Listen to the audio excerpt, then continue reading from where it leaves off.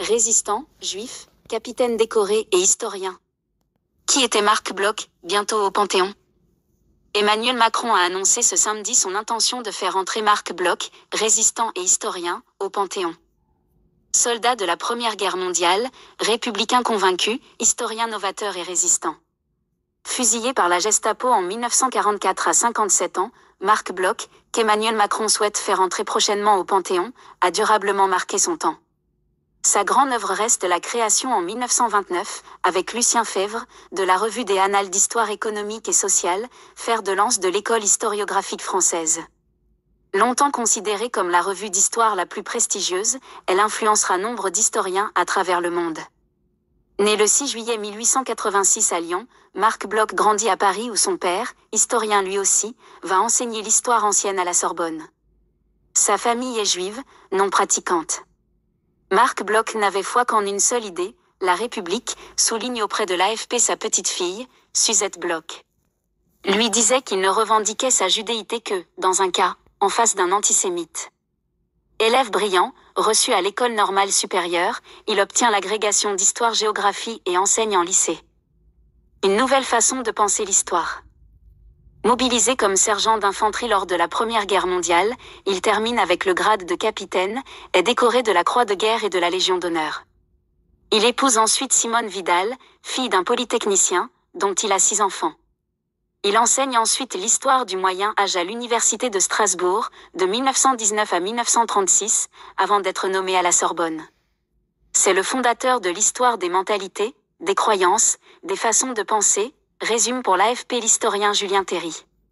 Avec notamment son maître livre Les Rois thaumaturges, 1924, il donne à l'histoire un autre objet que les grands noms, les grands événements, les batailles. Ces méthodes pionnières permettent une nouvelle approche, avec une histoire qui s'intéresse aux profondeurs de la société et saisit l'homme dans tous ses aspects. Il préfigure Fernand Braudel et son identité de la France, ajoute Julien Terry.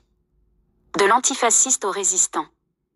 Passionné de la République et grand patriote qui a signé dans les années 1930 le manifeste des intellectuels antifascistes, juifs athées et poilus de la guerre 1914 à 1918, Marc Bloch est à nouveau mobilisé en 1939. À sa demande, alors qu'il a 53 ans, 6 enfants et souffre d'une polyarthrite invalidante. « Je suis le plus vieux capitaine de l'armée française », disait-il. Il tirera de la débâcle de 1940 un ouvrage sans concession, L'étrange défaite. Son ouvrage le plus connu, publié à titre posthume après-guerre et racontant de l'intérieur, de façon implacable, le plus atroce effondrement de notre histoire. En 1940, avec les lois anti-juives de Vichy, il est exclu de l'enseignement avant d'être temporairement rétabli. C'en est fini quand les Allemands envahissent la zone libre en novembre 1942. Avec les siens, il se réfugie dans la maison familiale de la Creuse avant de faire une nouvelle fois le choix de cette France qu'il aime tant. La France, dont certains conspireraient à m'expulser, demeurera, quoi qu'il arrive, la patrie dont je ne saurais déraciner mon cœur, écrit-il. Il rejoint la résistance, plonge dans la vie clandestine à Lyon, intègre le mouvement franc-tireur. Sous le pseudonyme de Chevreuse, puis des Arpajon et Narbonne, il constitue les comités de la libération de la région. Il est arrêté le 8 mars 1944, interné à la prison de Montluc et torturé pendant des jours.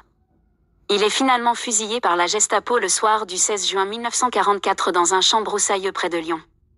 Exécuté à la mitrailleuse, dans le dos. Avec 29 autres camarades, suppliciés par groupe de 4.